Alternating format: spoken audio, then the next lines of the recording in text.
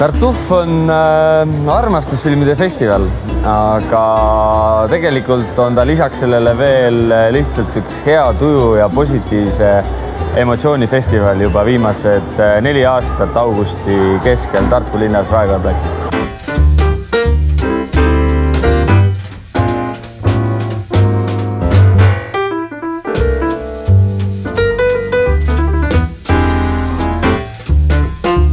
Üheks oluliseks komponendiks Tartufi festivalil on siis ka Pauligi kohvitelk, mis läheb iga aastaga suuremaks, võimsamaks.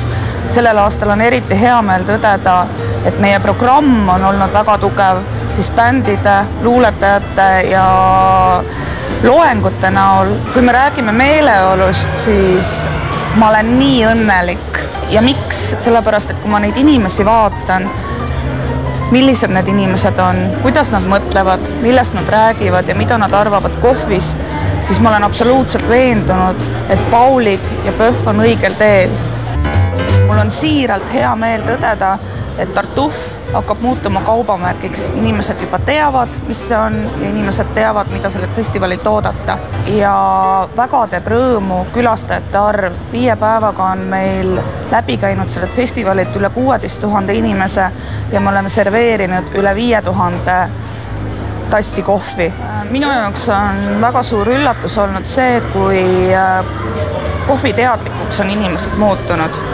Ehk siis inimesed teavad juba, mida oodata ja mis on hea kohv.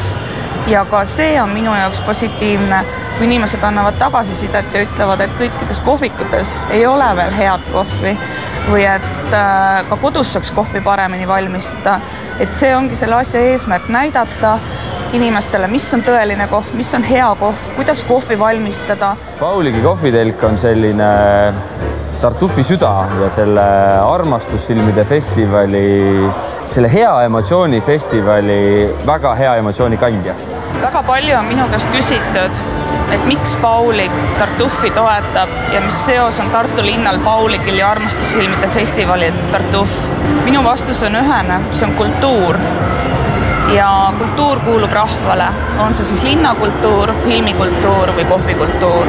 See festival on tõeliselt leidnud oma koha nii tartlaste südames kui tegelikult kogu Eesti südames. Et esimest korda me näeme seda, et platsil on tegelikult tuldud kokku üle Eesti siia seda festivali nautima.